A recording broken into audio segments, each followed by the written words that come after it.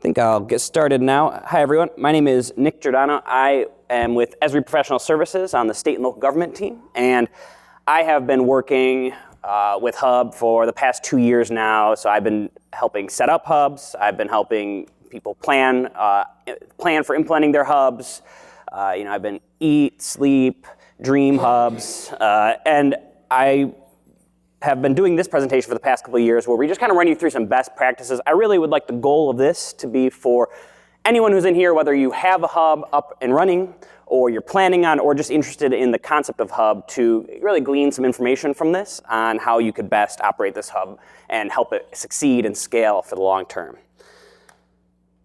So here's a little overview. We'll go over the hub itself. I know sometimes just grasping that concept and what it means in the context of the rest of the ArcGIS platform is a tough thing to get at first. So we're going to go over that hub overview, and then we're going to go into kind of just an overview of how we usually see hubs play out when they're being created. So the planning and preparation, setting up your hub, creating pilot hub initiatives, so your first pilots, and then operating and growing your hub and scaling into your organization. I'm hoping we'll have some time at the end for some question and answers too, and I'll be available after as well for any questions you guys might have. So let me just step through. The first thing is hub overview. So the hub has grown from the open data movement, which kicked off around mid-2000s. This is because we saw that when you put data out there, open data, that's not necessarily the format that a lot of people that you'd want to target might consume that data. But it is still a valuable avenue for getting information out through these products. And governments have these aspirations that they want to meet. And how they make sure that these aspirations are met is they use initiatives. You might hear this concept initiative thrown around a lot. Initiatives is really like what you guys are planning to get done. So it's what your team is planning to get done. It could be very broad ranging. An initiative can have sub-initiatives. It's just the goal that you're trying to tackle at the end of this. And these initiatives, we're currently doing those right now. You guys are all doing those right now, even if you're implementing WebGIS or GIS applications without Hub right now. You're putting in a set of apps, using a team, and then spreading that to the users and the stakeholders that need to know the information that your initiative is trying to get out. So we see, you have your core staff who's going to be working on these applications, and then you kind of have all of these different stakeholders and collaborators across the process. Initiatives are really a way to think about how can we tie this all together so that all of these people can be structured around this, and we can all work towards the goal together with collaboration and the sharing of resources. That's where ArcGIS Hub came in. This was built off of open data because we saw a need for not just the ability to share data sets and get data sets out there, but also there was this intermediate need where it's sharing data sets with context and adding context to the data by using these initiatives to push them forward. So you're going to get your teams on board. You're going to put them into your initiative group. They'll be able to create content. You'll be able to use some of your apps and story maps, embed them into sites through our site builder, and then you'll be able to see performance dashboards on that as well. The good part, I think a lot of people when they first see Hub, they're thinking like we're gonna have to learn this whole new platform outside of ArcGIS Online and the ArcGIS web apps. But in reality, this is really built on top of ArcGIS Online, and it's gonna be, at least at first for you, starting by repurposing the stuff that you already have. So you are making these apps right now. You're making your dashboards, Survey 123, story maps.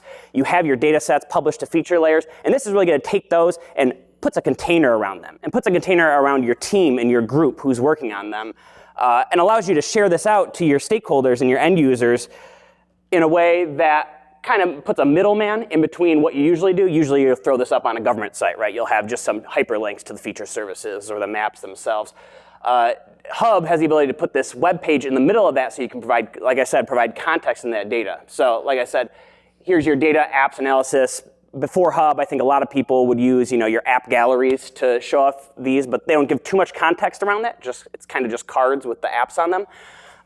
So now you have a way to link right from your government site to an initiative page that can put those apps embedded directly into the page, surveys, dashboards, web app viewers, and then also on the back end, give you the ability to track how people are interacting with that.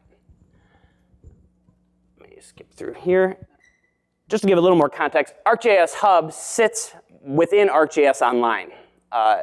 And out of ArcGIS Hub, you have the ability to create initiatives or sites. These sites can have multiple pages, and the pages can even connect to one another. If you might have heard ArcGIS Hub, there's a free version, which we like to call Hub Basic, and then there's the Hub Premium version, which is the one that you're paying for. That also adds on this additional element of the Hub community user accounts, which we'll get to in a little bit.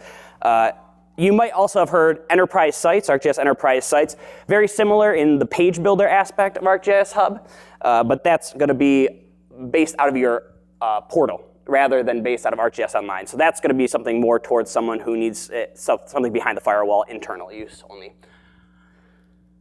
Going back to Hub Basic versus Hub Premium, Hub itself, in all forms, if you have ArcGIS Online right now, you can go on and you can create a page right now. You can add your apps into that page, share it between your team. But there are going to be a few features that are going to heighten the Hub experience through Hub Premium. So you're going to upgrade from just having sites and pages to having the concept of an initiative. So you can have these initiatives that you can templatize and you can recreate when you get that Hub Premium. You also have the ability to add events in. So there's a calendar widget that's added in, events. And you then also get this idea of the community users, which are going to be these named creator user accounts that are created in a separate ArcGIS Online organization that's attached to yours.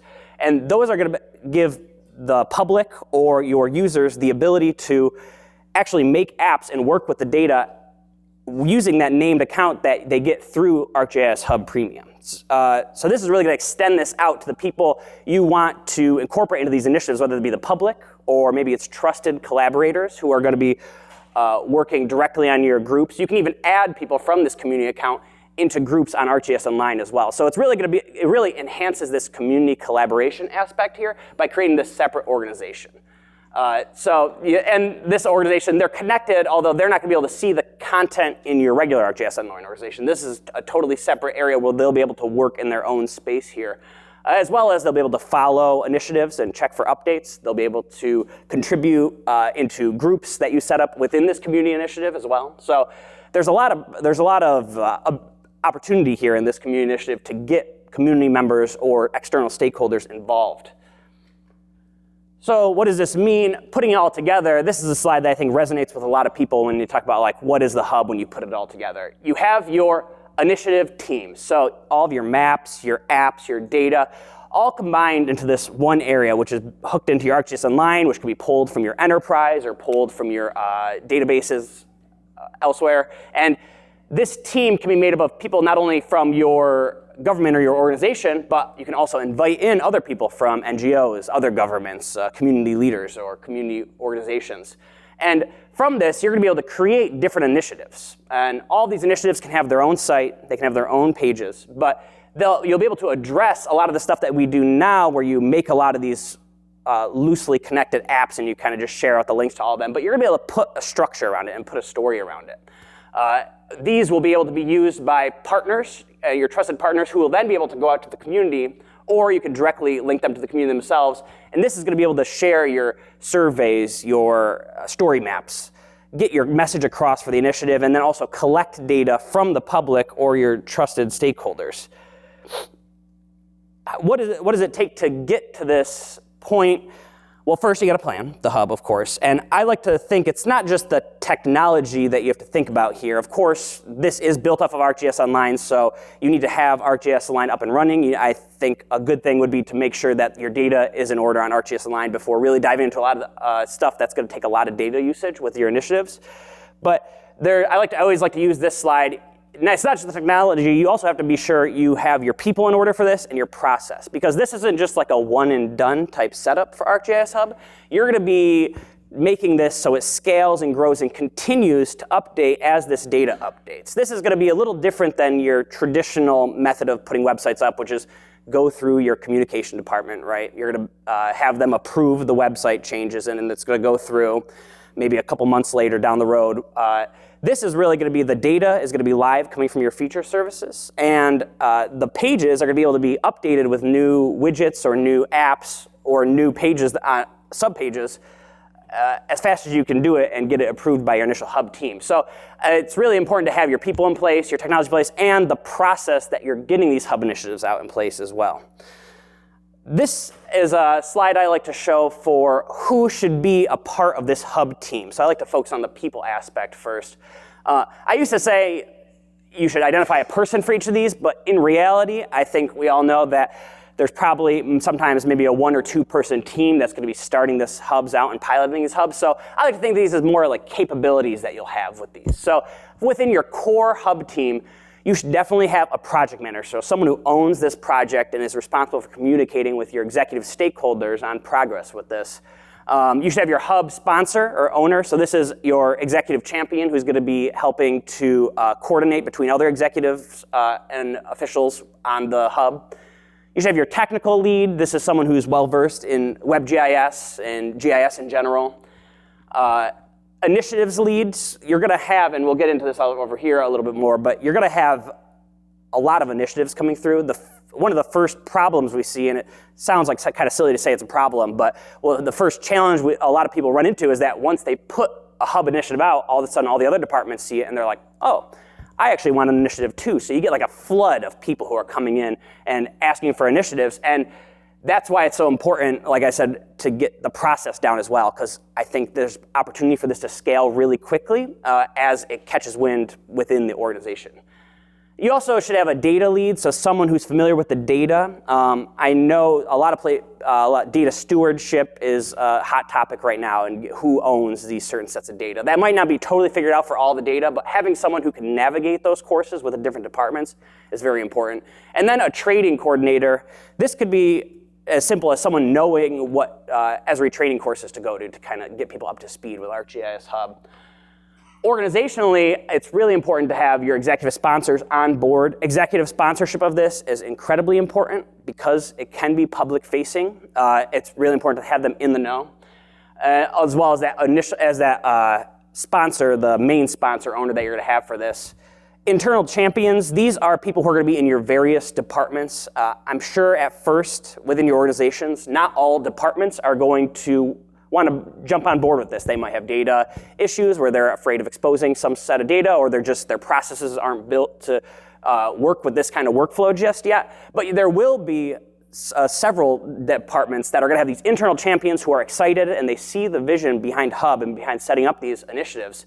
And those are great resources to work with because they can not only help you get these first ones up and running and be very cooperative, but they can also spread the word to other organizations.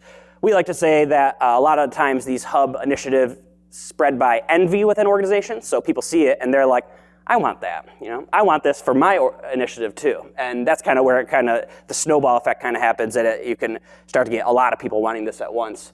One important thing that we always see is that, like I had mentioned before, this is a little different than your communication department or your public relations is going to be used to, because it's going to give you the ability to directly edit a public-facing site. So making sure you have a process down and you have a representative from that department is going to be very important, especially with design and branding, with places that are sticklers for design and branding. Luckily, ArcGIS Hub and creating the site itself allows for you to set some branding within the site so it copies to each of the pages, but still having them in mind so that they know that it's keeping up with the branding of the other websites and kind of their vision and their brand's guidebook is important. Jumping over, technical team. Now you might have these in some capacity, but they might not be totally dedicated to the hub team, but just having resources available who can work, like I said, the technical lead, the data lead. Having the GIS Manager on board will be very important. This is going to be a new workflow for GIS departments as well, because it's, I've heard a lot of people say, when they have a GIS manager who is running these hubs, they say, I have a background in desktop GIS, and I'm starting to get to know the WebGIS, but this is something totally different because it also involves design, page design. So I know that can be that's kind of a new territory for some GIS departments, so it's important to have them keyed in, especially because a lot of these initiatives depend on apps which depend on the data that they're usually going to be stewards of in some fashion. We also see, just having your IT department resources connecting is good, and data scientists, which is a new kind of upcoming It's a really hot career that's kind of popping up a lot. We see a lot more data scientists, and these are the people who are going to be able to do the analysis that you can then turn into some of these apps and these really cool visualizations that you can put on the page. For initiative teams, I like to think of this, you can see I have a couple cards here. You're going to have a different team for every initiative because you're going to have different subject matter experts pulled in from each of these departments. So having that initiative lead who can keep track of that will be really important, or at least someone in that role. But also having a specific initiative coordinator for that initiative who the hub project manager and initiative lead can reach out to while you're developing and then later on operating these hub sites will be important, as well as knowing the subject matter experts, having initiative manager or then content contributors. This could also bleed out into the community a little bit. So these could be members of maybe area nonprofits or community members that are getting involved. And like I mentioned before, you can actually add them into your organization on ArcGIS Online so that they can be a part of that team as you're creating this content. So when you're preparing this internal team, some best practices that we've seen is you want to form an actual working group. Otherwise, if this is left to kind of one person, or maybe you haven't divvied up exactly who's going to be working on this, stuff could fall through the cracks on this. So forming that hub working group is pretty important right from the beginning, and setting a regular meeting schedule and cadence is going to be really important to keep the momentum going. I think you'll see that there's a lot of momentum at first, and then you'll get into some things like, oh, we got to start figuring out some of these data challenges that we're having, or maybe we need to go through some of this design aspect of this. And you don't want that cadence to fail because it could slow down progress, especially if you're trying to hit a certain timeline that you have. One of the big things is creating a space to store documentation. So this could be documentation on best practices that you guys have found internally for creating hub sites, links to training resources, having your plan for maybe your priority of initiatives. Having this in one place and one place to communicate with stakeholders is going to be really important, like maybe an email alias for your organization on talking about directly to the hub. Of course, ensure all your team members have the access to ArcGIS Align accounts and roles and group membership as you're creating this. Esri Training has this really cool new feature where you can create a training plan. And I think that's going to be a really interesting choice for your organizations. If you find that you're creating initiatives with certain web apps, so let's say you have initiatives that incorporate Operations Dashboard and Survey 123, you could grab some of those courses and make your own training plan right on Esri Training's website. And I think that would be a great way to speed up people and onboard them into this process. That'll be something you'll see really quickly, is that people, when they start to get interested in this, they're going to need to latch onto something, and there's a lot of those like 5-minute videos, like quick what is WebGIS videos that you can link into there and get people up to speed a little bit quicker on creating their own platform. So you can start to distribute the work out a little more, and it's not focused on just your GIS department or your functional area that's starting your hub up. And then, of course, having your kickoff meetings. So setting your initial priorities, your timeline, your scope, assigning responsibilities, which is really important, and then getting that executive sign-off and consensus to begin. Now, of course, this is a really formal best practices, but you might also be in a situation where you just want to explore Hub and you want to just start to see what it's like to put something together. And it's totally fine if you're just that one person who's interested in Hub and you have some existing apps or some existing websites and you want to convert those into a Hub site. I think this is really showing like what you're going to need as you're continuing to develop and scaling, how you can set a good cadence with creating these hub initiatives as you move forward. But at first, you might not be totally as formal as this. Just getting a hub website and just starting to experiment with it is going to really be able to give you results that you can show people, so you can get this kind of infrastructure in place within your organization. The first thing, of course, is to assess your current situation and then set the priorities for what we want to tackle first. I've seen a lot of people that try and go into it and they're like, let's get every single thing we have into Hub right now. But that's not realistic. We really need to focus in on the things that are going to be quick wins for you and the most high impact initiatives that you guys have. So you're looking at your strategic initiatives, your executive priorities, the things you have in place right now, and then looking at the existing resources that are related to them. So your data, maps and apps, your training, who has been trained to be users or creators on this, and then any material. One thing I love to look for, and this is a great indicator for something that could be a hub site moving forward or an app, is material like PDF reports that you have to constantly update every year, or surveys that are paper and you have to kind of like manually transcribe those, or then even your own existing websites right now that might be in need of an update. These are great places to start to look for existing resources that can be leveraged to be a quick win within Hub when you're making these sites. And then determining your priorities. So like I said, that's going to be the amount of effort versus the importance of doing that. So if this is something that you have the data for right now and you have the apps for right now, that's a great first way to show the power of creating these Hub initiatives versus something that maybe your data isn't digitalized yet or connected in. So having that, getting executive approval on that, and making sure your initiatives have champions within their subject matter expertise within your organization. I like to show this. This is something that I developed by looking at like a dozen smart city maturity paths and seeing some of the common themes that they made between these. And this is a great way when you're starting to think about Hub to say, where are we on all this? Because when people come into Hub, everyone's at a different point in this process, and they all have different strengths and weaknesses that they're going to have to make sure they account for when they're going through and creating these Hub websites. So I like to break it down into leadership and governance, strategy and workflows, technology and data, culture and training, and engagement. Engagement can vary if you don't work too much with citizens directly, but maybe with agencies. If maybe you're part of a regional organization that has agencies, you can kind of think of citizen or engagement as agency engagement or your main stakeholders that you're trying to reach. If we have some time, I can even go through a little bit more on each of these. But this, going through these, and I actually like to have people do like a count, like between 1 to 5, how prepared do you think you are right now on this?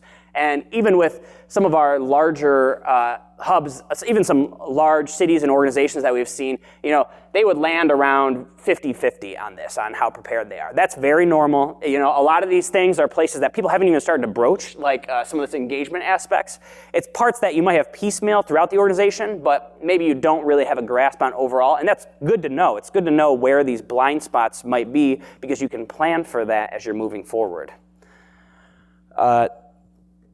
Setting up the Hub, this is going to be a very straightforward one. This is maybe the easiest process in this. First is if you're going to get Hub Premium, buy Hub Premium.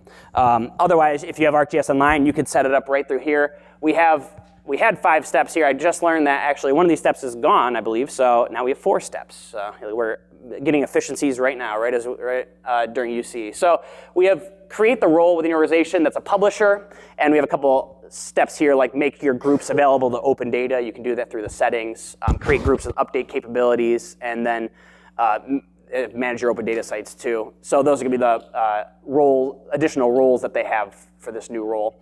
Assign non-admin members to that role, and then visit the Hub admin application, which is hub.arcgis.com/admin, if you ever need to know off the top of your head.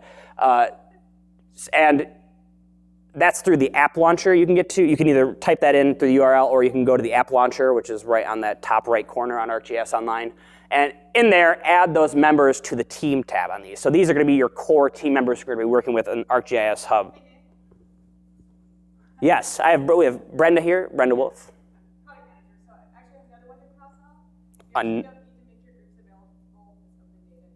That's right, that's gone too. Cross that one off too. Strike that in my addendum. Thank you. So now we get to creating the pilot initiatives. I think this first part's very fun.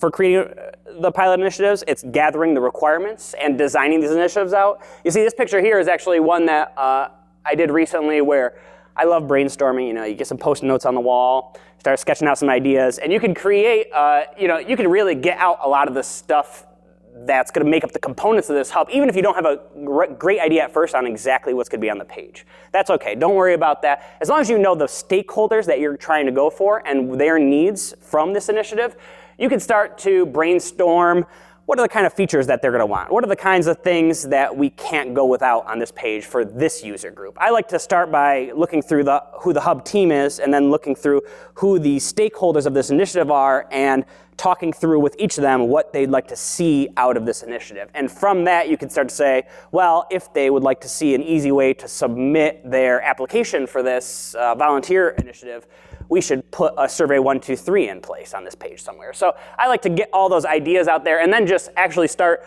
wireframing like the components. So like survey goes here, start really broad at first, and then very low fidelity, and then start to hone in, and then eventually just even move right into Hub itself and make that. A lot of people like to create a dev site in Hub and then your live site too, so you can make changes in one. So that's a little good best practice there. You can even do that by cloning the site once you've got it, and you can clone. There's a little clone button. I'll show you that when we get into that in a little bit. And another thing is creating the sitemap is really vital, especially if you have a larger initiative that's going to have sub-pages or sub-initiatives. Like a lot of people would say, we want to do a sustainability page. But within their organization, they might have several dozen sustainability initiatives. So it's a little too broad to say, let's do a sustainability initiative. You really should, especially on your first pilots, narrow into a more reasonable first page effort. And site hierarchies are going to help you. You can see one kind of right here. You can kind of just sketch out roughly what the kind of pages are going to be on this. So a lot of times it can be by department, so you're scheduling out by department, or maybe it's location-based by different sectors or areas that you have. But sketching out how those pages are going to be developed, usually the nice part is that once one type of page in this area, like let's say you're doing one for a different city in your regional organization, once you have one of the pages down, you really have the template in place to make the other ones too. So thinking through this in terms of template is going to be important for not having to duplicate effort when this is a process, not only during creating the first initiative, but also in initiatives that are to come after that as well. So once you've created, and there's a little sitemap down there. Another great thing is to look at other sites for Hubspiration. That's my new word. I just trademarked it. I haven't cleared that by anyone though, so we'll see how it goes. So hashtag Hubspiration Twitter right now. We have our Hub demo-CityX website here. I also put a little bit.ly link so you can write that down. But this is great, and we'll actually take a look at this right now. But this is great to see how other people some of our best examples on how other people are using these websites. And I can actually jump over right now and show you that site.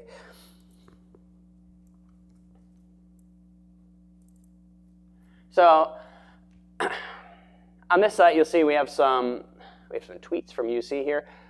Here's some newly added examples that we have, so we can come here and view a lot of these.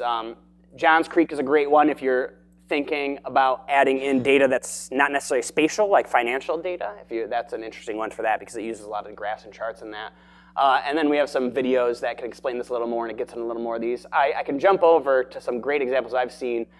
Like if you're just looking to do an open data site right now, Maryland GIS catalog is a great one, and they have so many categories. Look at this. This is amazing. I love categorization on that. DC, if you were at the Hub SIG meeting, you saw this point out a little bit, but I love this addressing in DC initiative that they created because like he explained at the SIG yesterday, he points people to this when they have questions, and usually their questions are answered because it is so in-depth on what the data is here and what the different parts of this means. So I love this site as well. And I also, if you're looking at a site that just has maybe one dashboard, there's Celebrate One from Columbus, Ohio. They have this great dashboard in here which uses a different version of one of our templatized initiatives, which is our performance dashboard here. And you can get into the history of each of these indicators that they've described here. Another feature that we've seen, this is Measure A from City of Long Beach. And this uses a cool trick known as anchors. So anchors have the ability to, you can have all these links, and even though they're all on the same page, it's going to shoot you right to that exact, it's going to shoot you right down to the exact project listing on this. So if you have you want to put a bunch of projects up at once, you can add these anchors in here, and it'll give you the ability to link out to a bunch of different sections within one Hub page. So there's a few examples. I love looking through these and seeing what people are doing. It's a great way to get inspiration for your Hub sites when you're going through those as well. Let me get to the next one here. As far as creating those pilot initiatives, you're going to be creating your branding, your header and footer. We have a couple different ways you can do that. You can create your own custom HTML, CSS header and footer. Ensuring that your data sources are available. This is going to be a big one, especially if you have apps that you have hypothetically created that might have data sources. When you're thinking through potential apps that you can put on the site, it's really important to think, do we have this data available? And if not, what do we have to do to get this data available to us too? Adding open data groups for the initiative and GIS Manager to search, creating and linking to your maps and web apps that you create. creating the other content such as graphics, photos, and text, and then into a little more advanced, you can use our Bootstrap 3 HTML, CSS. If you know how to edit that or you have someone who can edit that, you can further customize that page design a little bit as well. And then finally, launching those Hub Initiative pages to the public and publicizing those through social media, your other public relations avenues that you guys have. This is a typical breakdown that we like to see, and this is a great way to start to design your site too, is just say, we want a banner, we have our mission statement, we're gonna put apps here, and then I like to take that wireframe that I made and just make it in Hub. So I can show you that. It's fairly straightforward. If you haven't gotten a chance to just try Hub and just create something, I would say take an existing page that you have and just try to recreate it in Hub just to see what the capabilities of Hub are. So I'm going to open up a new initiative right here just so you can see that process. So here's our Hub overview. I'm going to hit new here, and I'm going to say UC 2019.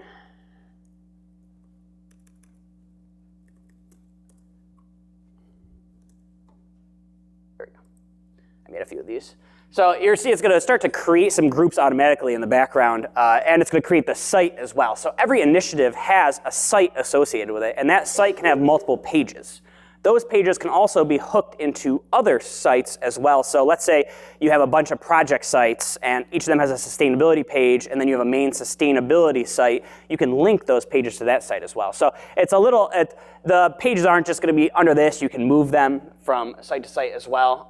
So don't be too afraid on doing anything that's going to be permanently changed while you're in this piloting mode and you're testing stuff out. You're going to start with something that looks like this, and I like to walk through. You can, right here, change your header to a couple of our different options here, or go into and make a custom one as well to match your city or organization's branding. Same thing with the footer. You can make a custom one there as well. And this is really nice, and this is something I was saying you should talk with your communications team beforehand, is what are the themes that they're going to want to default use on these sites, so that once you make another page, it'll automatically apply all these themes to it, and all these colors here.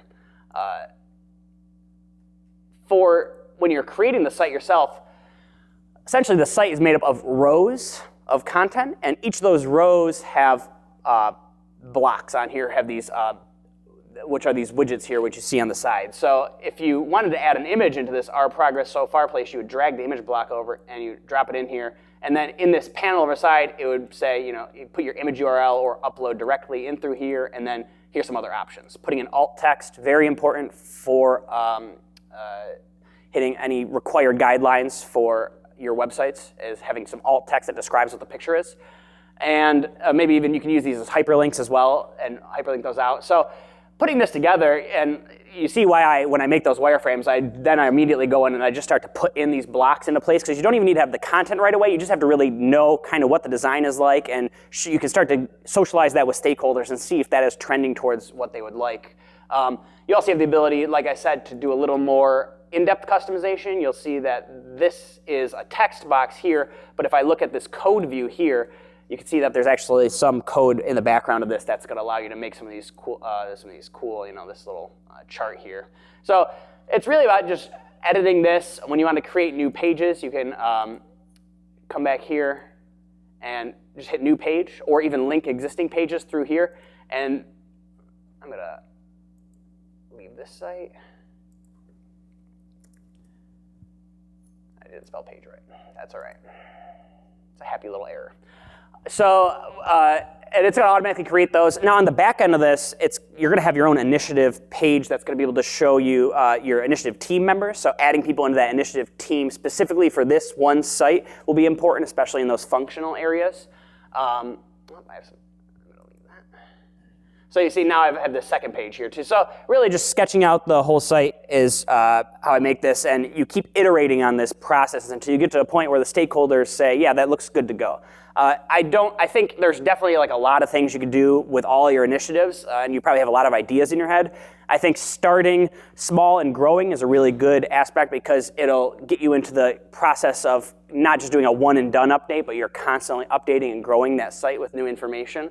So even if you don't have all the components that you need at first, I think getting a site out there is going to be great. It's going to be a great resource for a lot of people. And even just making data sets available, like through open data, is such a time saver for not only the people external to the organization, but internally with your organization too. The city of Brampton in Canada, they said they saved, I think it was over 400 man hours by putting a hub in place, because all of these apps and these data sets that people would commonly request, all of a sudden those requests were off their plate because people had the ability to get that stuff on their own. And the same thing holds true with initiatives and the content that comes from those. Just do a little time check here. As you create your first pilot initiatives, some of these initiatives may also include the ability to incorporate those community accounts in those as well. So when you have these community users, they're going to be able to subscribe to initiatives, and they'll be able to create their own content based on those as well. So I think there's also an aspect where you should start to think, if you want to get community accounts involved in your hub pages, how are they going to be interacting with this? How do you want them, what kind of apps are you going to want them to use? What kind of data sets are they going to need to do the kind of stuff that you're going to want to do your initiative? And as you continue to operate and grow this hub out, you want to make sure you're planning for the continued usage of these hub sites.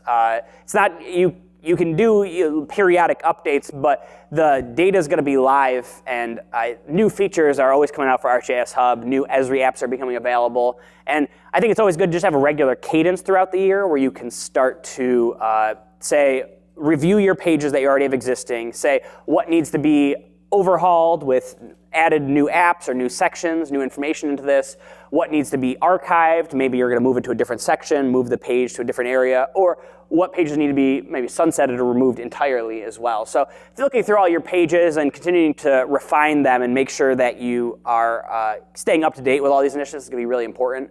We find that that's another wall a lot of people hit, is they'll get that first burst of momentum and they'll get a few out there, but because they really didn't take too much time to think about the processes internally that they have and how they're going to be able to scale and continue to build new initiatives, they kind of have a lull after that first one until they get their processes and frameworks in place that they can start to do other data, that they can start doing other initiatives. Another thing that we see is that once a first batch of initiatives come out, you might then see a lot more utility in adding a lot of data sets, because those data sets are the foundation for the apps that you can put into initiatives. So making sure that there's a geospatial strategy overall and geospatial governance in your organization is really great for being able to collaborate more effectively as you're going through these. I think a lot of, you might have a GIS steering committee or GIS strategy committees.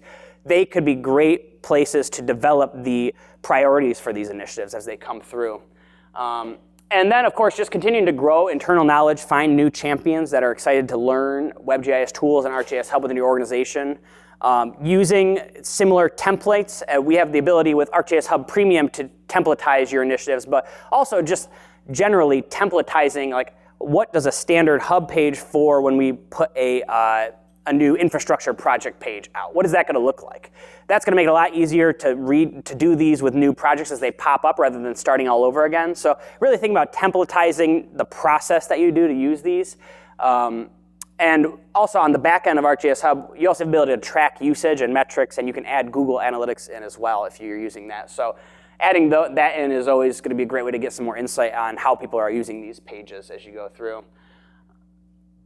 This is something I like to do. I mentioned Brampton before, and I love these. I always show these because it shows the growth that happens on this. This is really a living system, and you're trying to incorporate these within your organization's processes. So it's not going to be an all-at-once type thing. It's going to be a process that's going to grow as you continue to create these initiatives and use Hub. So they started out with just their internal departments putting open data out there. That was their first one. And then they started to see, well, if we can use the GeoHub, we can start to put open data out there, but also services and collaboration and information like dashboards, surveys, story maps. So they started to get a little more robust in the types of content, not just raw data, but also the context around that data. And now they're at a point where they're seeing, we have our internal usage of this, which we can do our own internal initiatives with, and we also have our external usage and all of our external initiatives, and we can have different residents of the community involved in this, different organizations in the community involved with this, and different levels. And I love this one because it just shows how in-depth you can get with this. It really is like a canvas for helping to boost that collaboration within your organization. I wanted to try and leave, so we have about 15 minutes or so here, so I wanted to leave some time for some Q&As, maybe some things that you guys have been running into. We have quite a few people in the room here from on Esri's side that could help to answer some of these questions too. So if you guys have any questions around Hub or any questions related to any of those categories I showed you on that themes, I'll pull that back up and we can look through that. I'd love to hear them. Hold on, let me pull that up here. Oh, sorry.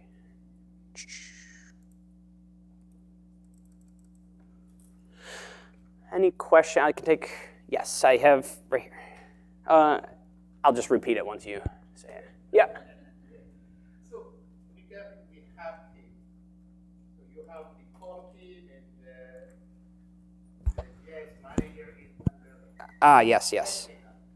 So I was wondering, Hub is a GIS-centric system, and also just I think your last slide you mentioned, the key thing for operating and growing the Hub is to have a GIS strategy. Without having the GIS Manager, who begin with sells the idea, Right. so understands what Esri offers. Right. I think it's always important. So you're saying like you might not have a GIS manager or that strategy in place. How do we move forward? Like how do we move forward with that? Or in other words, the GIS Manager not supposed to be under the core Hub team. Oh yeah, no, they can be under, and a lot of times that Hub project manager will be the GIS manager. That's why I like to say these are capabilities rather than think of these as individual people, because a lot of times people will be wearing a couple different hats on these. And although it is nice to know your limitations, not spread yourself too thin, like give that Hub project manager who already has a full list of responsibilities this huge Hub project without support. You'll also see that a lot of these, like the GIS manager will usually be pretty heavily involved in a lot of organizations within that core Hub team. Yeah, so these don't necessarily have to be singular people, and that GIS manager there could be that person up there as well. Just important. Sometimes we also see Hubs grow not out of the GIS department, but out of other functional areas within organizations. So that's kind of where that would come from, just as a general rule. We had another question. We have one back here. Hello. Yes. So within your template ability, if an initiative has a bunch of pages associated with it, does it make a template out of the whole package of pages associated with that? Yeah, so if you clone a site, it's going to clone all the pages as well under it. For like templatizing initiatives, I have to get no, she had it out. Yeah, I know they just put in. I believe when you templatize an initiative, you're going to have in the initiative pages and apps that you can templatize within that. So it's going to be able to templatize more than just the one. Okay, the other further question is any best practices around how existing hubs are using the pages within an initiative? How they're using pages within initiatives. How can you see the long scroll? Is it parsing off parts of like surveys, or is it more supporting content that they use pages for? So how are people using pages? Okay, so that's good. Yeah, so a lot of times with apps, apps on their own, web apps can open up into their own window, like Operations Dashboard or Web App Builder. But you'll see a lot of people, if they have, there's just so many ways to use pages because it really is like a blank canvas. But I'll see a lot of people to use them for sub areas of a certain project, like that one I showed you, Measure Aid. They have 5 different focus areas, so they've broken out their project lists into 5 pages under there. You also see pages that go maybe like it'll be an intermediary page between a data set, a raw data set, like the open data link to it, and your main page, so it gives a little more context. Maybe it can explain how it's used, such as that DC addressing page. Overall, the pages really, and this is why it's so important to create that page hierarchy or that site layout as you're in the beginning, because there's a lot of different ways you can utilize those pages, and it really is up to your individual needs for your initiatives on that. But if of course, we'll talk on that a little bit later. But if anyone wants to talk about how we've seen some of these put out, you can go through those examples I put up, and I'll be here afterwards so we can talk about that. Any other questions? Yes. So my organization's on the Hub Lite or the free version, free quote unquote version, and you talked about preparing people if you wanted to like switch to premium. We're kind of in that phase where we're trying to get everybody involved. How would you structure the conversation to really help them understand what they get with premium that they don't already have with free? Right. So I would say if you are like debating on whether you want to try Hub, like I like that you're already using that Hub that comes with ArcGIS Online. I would say if you have something you want to try, you should start on Hub Basic right now because a lot of those features exist in there. The things that don't are those community-focused ones. So you have those community accounts that are come online with the Hub Premium version. And I would structure around that community organization. I think that's really the most meaningful aspect of this, where you're going to be, and also templatized initiatives, which can also be meaningful even without the community in their own right. But I would say that the big selling points of that is that you're going to be able to take those users that are just anonymous users normally, and you're going to be able to give them identities and have them be able to collaborate more effectively within the organization using those community accounts. It's going to expose people to a more in-depth usage of the data that you're providing. So I think it adds that extra level in there. And as far as templatized initiatives, that's going to really help you save a lot of time with things like we've seen, if you have an if you live in an area where there's natural disasters or maybe there's incidents in town or special events, you could create templates to save even more time, and you can stand those up right away without having to go through the work of like creating all those pages all over again. So those are the two really big parts. And then it's when you get into stuff like using the calendar or the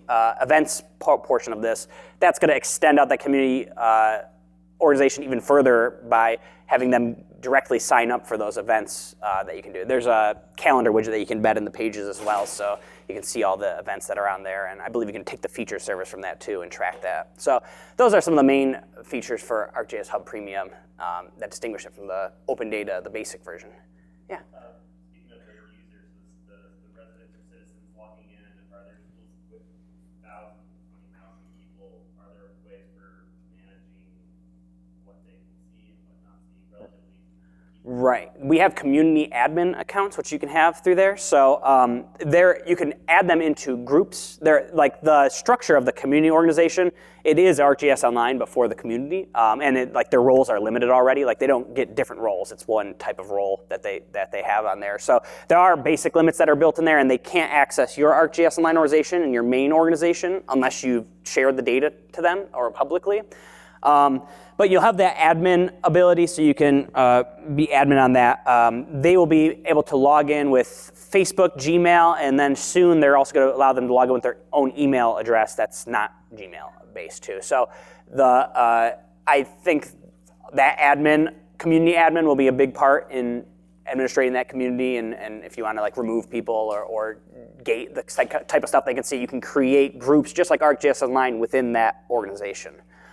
We've seen some people that maybe they have a bunch of different member agencies and they want to create a group in that community organization for all of them and then add them to that group only, and then they access the information. So it's kind of like it's still like an open community, but you can still gate it a little bit with the groups and our normal ArcGIS Online groups, roles, permissions.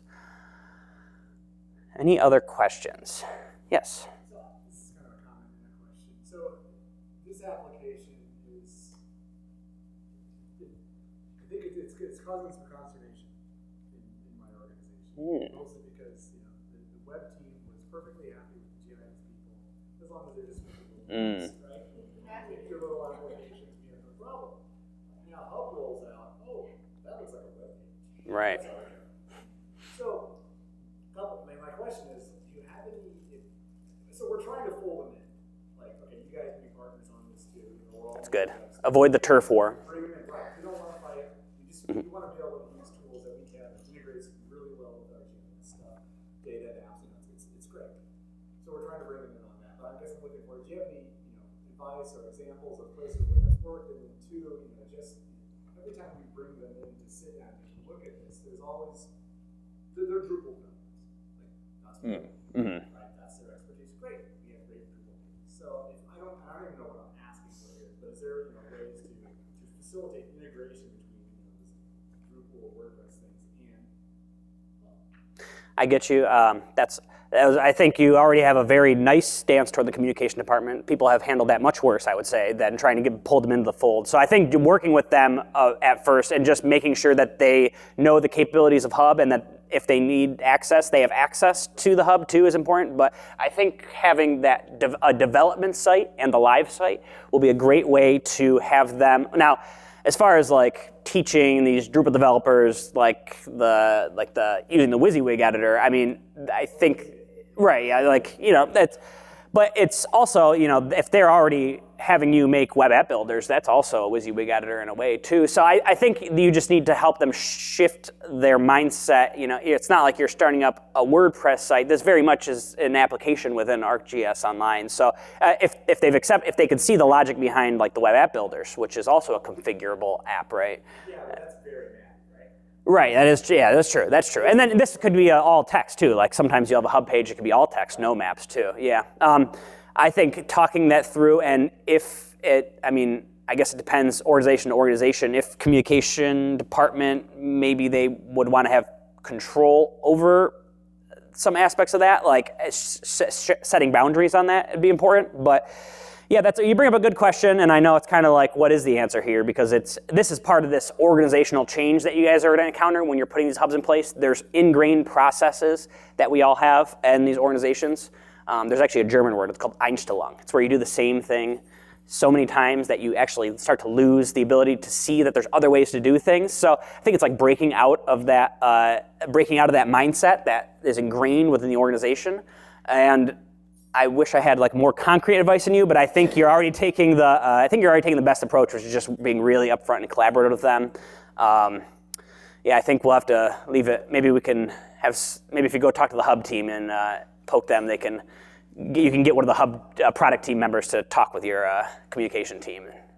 And talk through that kind of stuff. Yeah. I saw a question right back here, maybe. Yes. So much of a question, but like a response. Oh, perfect. A session earlier about managing users in AGOL, and I think they related to Hub, and you can give them access to just like be able to modify like the templates and like the color schemes and stuff, because a lot of times they just don't want it to be seamless and look like their website, and so then you can just give them permissions to edit like the color schemes and like that kind of data, but not like the content piece. Yeah, So maybe that would help. sorry. We've actually done that, and that helps a little bit. But again, part of it is just like, this is our church. Right? You're doing something, you're using new technology to do what we already do. You got a real sharks versus jets situation going on here.